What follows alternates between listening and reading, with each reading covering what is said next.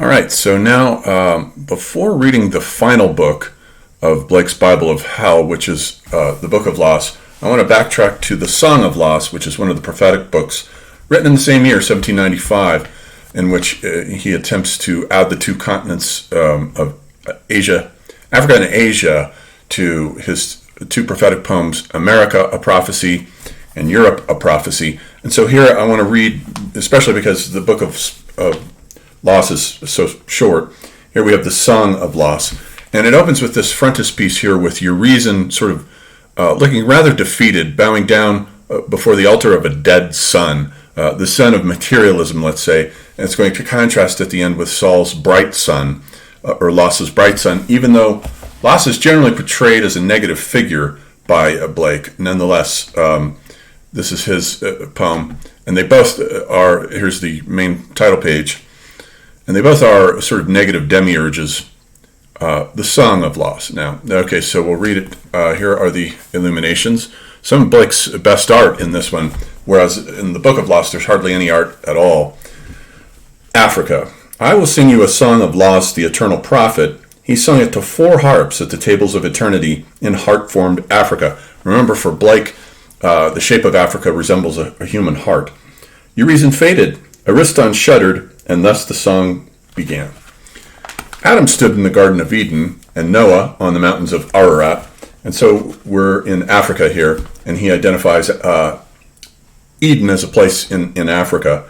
They saw Urizen give his laws to the nations by the hands of the children of Loss. Adam shuddered, Noah faded. Black grew the sunny African when Rintrah gave abstract philosophy to Brahma in the east, so to the Hindu god Brahma. So he's developing a whole theory of the evolution of religion here. And Brahma is, of course, the god who sits on the lotus that's connected to the navel of the dreaming god Vishnu. And Brahma has 4 faces, which represent the light of consciousness, sending out the world of Maya, space and time, in the 4 directions of the compass. Night spoke to the cloud. Lo, these human-formed spirits in smiling hypocrisy war against one another, so let them war on, slaves to the eternal elements. Noah shrunk beneath the waters. Abram fled in fires from Chaldea. Moses beheld upon Sinai forms of dark delusion. To Trismegistus, Palamabron gave an abstract law, to Pythagoras, Socrates, and Plato. So to Hermes Trismegistus, Palambron, which is one of the offspring of Enid Harmon and Loss, give abstract law, abstract thinking, abstract philosophy. Times rolled on o'er all the sons of Har. Time after time, Orc on Mount Atlas howled, chained down with the chain of jealousy. Orc, we recall, is chained down by the jealousy of his father, Loss, and his consort, Enid Harmon. Then Uthun, who is a character from, I believe, the Visions of the Daughters of Albion. Then Uthun hovered over Judah and Jerusalem, and Jesus heard her voice, a man of sorrows. He received a gospel from wretched Theotormon, another character in that same text, the Visions of the Daughters of Albion. The human race began to wither, for the healthy built secluded places, fearing the joys of love, and the diseased only propagated. So Antamon called up Lutha from her valleys of delight, and to Muhammad a loose Bible gave, in other words, of course, the Quran. But in the north to Odin, Satha gave a code of war, because of dear Alada, thinking to reclaim his joy. And so Satha gives the Norse god Odin the war-loving religion of pre-Christian Europe. The footnote says, as usual, Blake provides only bits and pieces of the myth he has created as a premise for Loss's song. So then, let's see, the next page here, skipping over this one for now, which actually belongs at the end. These were the churches, hospitals, castles, palaces, and these are all institutions of confinement. As they are for Foucault, Foucault's the rise of the disciplinary age that chases out the age of the sovereign, like nets and gins and traps to catch the joys of eternity and all the rest a desert, till like a dream eternity was obliterated and erased. These are all these mind-forged manacles that shut out the vision of the eternal. Since that dread day when Har and Heva fled, that's Adam and Eve, because their brethren and sisters lived in war and lust, and as they fled, they shrunk into 2 narrow, doleful forms, creeping in reptile flesh upon the bosom of the ground, and all the vast of nature shrunk before their shrunken eyes. So once again, human beings are diminished, and Adam and Eve are diminished to the level of reptiles as evolution begins. Thus, the terrible race of Laz and Enid Harmon gave laws and religions to the sons of Har. And these laws and religions are the creation of Urizen, and Urizen is the one who gives them the net of religion. Closing and restraining till a philosophy of 5 senses was complete, Urizen wept and gave it into the hands of Newton and Locke. So he gives to Newton and Locke shallow, mechanistic, materialistic theories. Clouds roll heavy upon the Alps round Rousseau and Voltaire, and of course that's a dig at Rousseau and Voltaire as well, who represent, of course, the Socratic man for Spengler in Our Civilization, and Blake also dismisses them. And on the mountains of Lebanon round the deceased gods of Asia, and on the deserts of Africa round the fallen angels, the guardian prince of Albion burns in his nightly tent. Okay then. And then so we're up to Asia. That's the creation of Africa and religion, which originates there and spreads. In Asia, the kings of Asia heard the howl rise up from Europe, and each ran out from his web, from his ancient woven den, for the darkness of Asia was startled at the thick, flaming, thought-creating fires of Orc. So we have now Orc, Urizen introducing religion into Africa, and now we have Orc introducing revolution and rebellion to Asia. And the kings of Asia stood and cried in bitterness of soul, "Shall not the king call for famine from the heath, nor the priest for pestilence from the fen, to restrain, to dismay, to thin the inhabitants of mountain and plain, in the day of full feeding prosperity and the night of delicious songs? Shall not the counselor throw his curb of poverty on the laborious, to fix the price of labor, to invent allegoric riches? And the privy admonishers of men call for fires in the city, for heaps of smoking ruins in the night of prosperity and wantonness, to turn man from his path, to restrain the child from the womb, to cut off the bread from the city, that the remnant may learn to obey, that the pride of the heart may fail, that the lust of the eyes may be quenched." And here we have an image of them, the Enid Harmon and Laz. "To turn man from his path, to restrain the child from the womb, to cut off the bread from the city, that the remnant may learn to obey, that the pride of the heart may fail, that the lust of the eyes may be quenched, that the delicate ear in its infancy may be dulled and the nostrils closed up, to teach mortal worms the path that leads from the gates of the grave." Urizen heard them cry, and his shuddering, waving wings went enormous above the red flames, drawing clouds of despair through the heavens of Europe as he went. And his books of brass, iron, and gold melted over the land as he flew, heavy waving, howling, weeping. And he stood over Judea, and stayed in his ancient place, and stretched his clouds over Jerusalem, there to originate the 3 Abrahamic religions. For Adam a moldering skeleton lay bleached on the Garden of Eden, and Noah as white as snow on the mountains of Ararat. Then the thunders of Urizen bellowed aloud from his woven darkness above.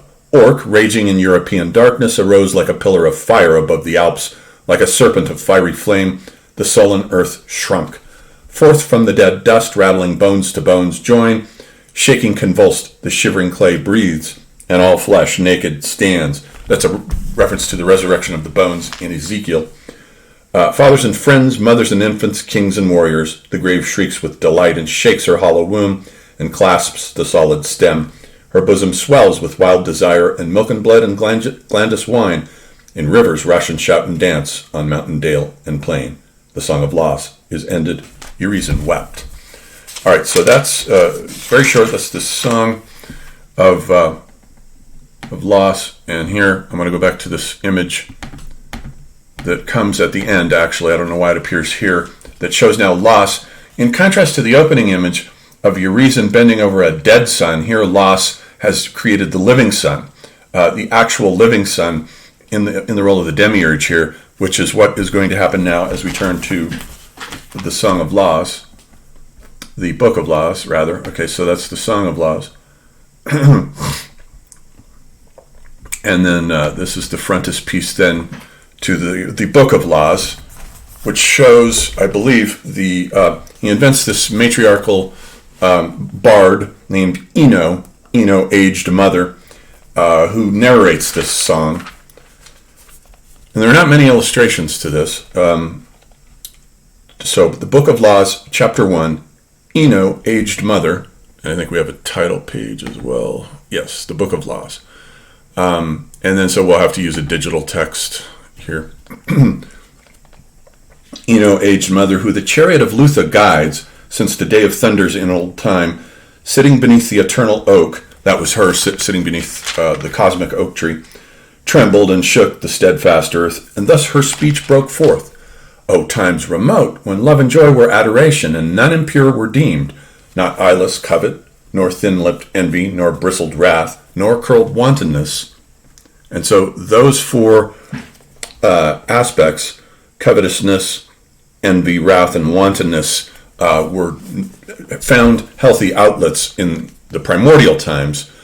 Till covet broke his locks and bars and slept with open doors. Envy sung at the rich man's feast. Wrath was followed up and down by a little ewe lamb, and wantonness on his own true love begot a giant race. And then, let's see, find our text here. And then, so that's the fall from that sort of primordial golden age. Raging furious, the flames of desire ran through heaven and earth, living flames intelligent, organized, armed with destruction and plagues. In the midst, the eternal prophet, bound in a chain, compelled to watch Urizen's shadow. So the eternal prophet is, of course, Laz, and he's going to create the sun here. He's a sun god. And but he begins in a state of fallenness and then starts, he's sort of in a state of bondage, bonded by a cave inside rocks. And he breaks out of the cave, and then he falls and falls and falls, kind of like Satan at the beginning of Milton's Paradise Lost. Raged with curses and sparkles of fury, round the flames roll as Los hurls his chains, mounting up from his fury, condensed, rolling round and round, mounting on high into vacuum, into non-entity where nothing was. Dashed wide apart, his feet stamp the eternal fierce raging rivers of wide flame. They roll round and round on all sides, making their way into darkness and shadowy obscurity. Wide apart stood the fires. Los remained in the void between fire and fire. In trembling and horror they beheld him. They stood wide apart, driven by his hands and his feet, which the nether abyss stamped in fury and hot indignation. And so by contrast with the book of Urizen, where it starts with Urizen creating the void, and he is a co-demiurge, a co-creator with Los. Here it's really only Los who is doing the creating and the falling, and fall, sinking, and capture of the soul into matter. He's going to incarnate into a physical body here, a human body, bit by bit. Wide apart stood the fires. Los remained in the... Okay, so 9. But no light from the fires. All was darkness round Los. Heat was not, for bound up into fiery spheres from his fury, the gigantic flames trembled and hid. So he has a flame that does not burn, and he's surrounded by them, and he's going to transform them. He's going to gather together the light and condense it into an orb that will then become the physical sun. Coldness, darkness, obstruction, a solid without fluctuation, hard as adamant, black as marble of Egypt, impenetrable, bound in the fierce raging immortal. And the separated fires froze in a vast solid without fluctuation, bound in his expanding clear senses. Chapter 2 now. The vast rock of eternity, times and times a night of vast durance, impatient, stifled, stiffened, hardened, till impatience no longer could bear the hard bondage, rent the vast solid with a crash from immense to immense, cracked across into numberless fragments. The prophetic wrath, struggling for vent, hurls apart, stamping furious to dust, and crumbling with bursting sobs, heaves the black marble on high into fragments. So he breaks out of his prison of chains and confinement here, and then begins the actual process of falling. Hurled apart on all sides as a falling rock, the innumerable fragments away fell asunder in horrible vacuum beneath him, and on all sides round. Falling, Los fell and fell, sunk precipitant, heavy, down, down. Times on times, night on night, day on day, truth has bounds, error none, falling, years on years and ages on ages. So we think of his fall as analogous to Satan's fall at the beginning of Paradise Lost, but it also evokes the fall of Hephaestus, also known as Vulcan, the blacksmith god there in Greek mythology, who was kicked out of heaven by Hera, and actually created by her parthenogenically, but kicked out And then he falls like a meteorite to the island of Lemnos, which is sacred to him and where his cult was. Still he fell through the void, still a void found for falling, day and night without end. For though day or night was not, their spaces were measured by his incessant whirls in the horrid vacuity, bottomless. The immortal revolving, indignant, first in wrath through his limbs, like the babe newborn into our world. Wrath subsided and contemplative thoughts first arose. So he starts off with this burning figure of wrath, falling like a meteorite until he calms and cools, and then the first abstract thinking comes into being, which for Blake is part of the fall. Then aloft his head reared in the abyss, and his downward borne fall changed oblique. So he changes his fall at the last moment, changes its direction. Many ages have groans till there grew branchy forms, organizing the human into finite and flexible organs. And now begins the process then of his falling, not through the abyss anymore, but now into the human form, into a human body, which he incarnates in. Till in process from falling, he bore sidelong on the purple air, wafting the weak breeze in efforts o'erwearied. Incessant the falling mind labored, organizing itself till the vacuum became element, pliant to rise or to fall or to swim or to fly, with ease searching the dire vacuity. And then chapter 3 here. The lungs. So the lungs are created first, so we've got the principle of air. The lungs have incessant, dull, and heavy, heave incessant, dull, and heavy, for as yet were all other parts formless, shivering, clinging around like a cloud, dim and glutinous as the white polypus, driven by waves and englobed on the tide. And the unformed part craved repose. Sleep began, so now sleep comes into being. The lungs heave on the wave, weary, overweighed, sinking beneath in a stifling black fluid. He woke. He arose on the waters, so now he's hovering like Milton's image at the beginning of Paradise Lost when he talks about the Holy Spirit hovering over the vast abyss and madest it pregnant. He arose on the waters, but soon heavy falling his organs like roots shooting out from the seed, shot beneath, and a vast world of waters around him in furious torrents began. So we have the watery abyss now. The abyss now has taken on elemental form as water. We've already had the element of air with him breathing, so we move from air to water. Then he sunk, and around his spent lungs began intricate pipes that drew in the spawn of the waters, outbranching an immense fibrous form, stretching out through the bottoms of immensity, raging, the human form with its nervous system. He rose on the floods, then he smote the wild deep with his terrible wrath, separating the heavy and the thin, just as Yahweh, on the first page of the book of Genesis, separates the world below from the world above. Down the heavy sunk, cleaving around to the fragments of solid. Up rose the thin, flowing round the fierce fires that glowed furious in the expanse. So now we have the element of fire coming in. Chapter 4. Then light first began. So now here there's light, and he's going to grab the light particles and fuse them together into the sun. From the fires, beams conducted by fluids so pure, and this is a reference to the quintessence, the fifth element, namely ether, which lasted as long as Newton, who proposed that it was how light could go through a vacuum would be impossible unless there were a thin, rarefied element such as ether, such as the ancients thought there was to be, which caused the spheres to turn, the spheres containing the planets within them to turn with perfect circular motion, whereas the elements have rectilinear directions. Fire goes up, water goes down and spreads, air goes up and spreads, the earth simply goes straight down. But ether turns with perfect circles. Beams conducted by fluids so pure flowed around the immense. Laws beheld forthwith, writhing upon the dark void, the backbone of Urizen appear, hurtling. Urizen's in a totally passive role in this theogony. Cosmogony, rather, in this case. Hurtling upon the wind like a serpent, like an iron chain whirling about in the deep. So he grabs Urizen's backbone. Circling round the dark demon with howlings, dismay, and sharp blightings, the prophet of eternity beat on his iron links.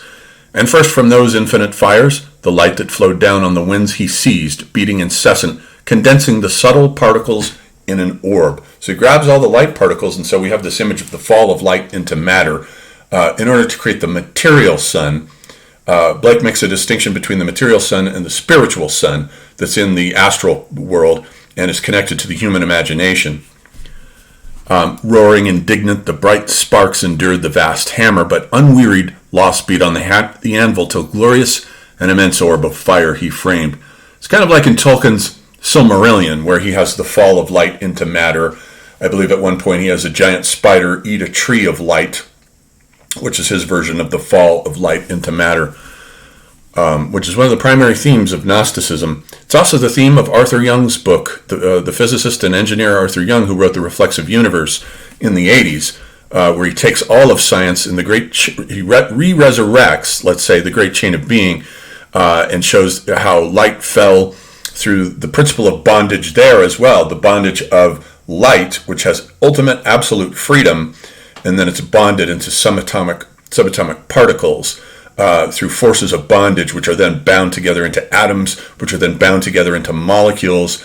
And then the process of freeing the light begins with the invention of consciousness, first with plants, who start to regain 1 degree of freedom, and then animals who regain 2 degrees of freedom because they can move about in a 360-degree radius, and then to human consciousness, which is analogous then to light in terms of its ability to liberate the spirit from matter through the human imagination. It's Arthur Young's scientific cosmology is very, very consistent with Blake. Oft he quenched it beneath in the deeps, then surveyed the all-bright mass. Again seizing fires from the terrific orbs, he heated the round globe, then beat, while roaring his furnaces endured the chained orb in their infinite wombs. This is some of Blake's best writing so far, I think. 9 ages completed their circles when laws heated the glowing mass, casting it down into the deeps. The deeps fled away in redounding smoke. The sun stood self-balanced, and laws smiled with joy. He the vast spine of Urizen seized and bound down to the glowing illusion. But no light, for the deep fled away on all sides and left an unformed dark vacuity. Here Urizen lay in fierce torments on the glowing bed. And then 9, which is the last verse here, till his brain in a rock and his heart in a fleshy slough formed 4 rivers. Those are the 4 rivers that flow out of Eden and were thought to water the world. In Dante's cosmology, they flow from the top. They flow from the top of Mount Purgatory, which is like a little nipple at the bottom of the earth. Dante knew the earth was round, as did most of the intelligentsia, actually, in 1300. And then at the top is Eden, at the top of that mountain, and then the 4 waters that create the oceans of the world, and all the waters which flow downward are the Tigris, the Euphrates, and Gaian and Pishon. So we come back again here full circle to the beginnings of civilization, which emerged indeed with the Mesopotamians between the Tigris and Euphrates, till his brain in a rock and his heart in a fleshy slough formed 4 rivers, obscuring the immense orb of fire, flowing down into night till a form was completed, a human illusion in darkness and deep clouds involved. And so we have the formation of the earth, the descent of the soul into matter, and the creation of human beings through the process of restricting their consciousness and constricting it. And it is, for Blake, it is the task of art to liberate human consciousness into spiritual perception, the poetic genius, or the eye of vision that is able to transubstantiate physical matter that we perceive through the 5 senses into the visionary matter that will cleanse the doors of sensory perception within us.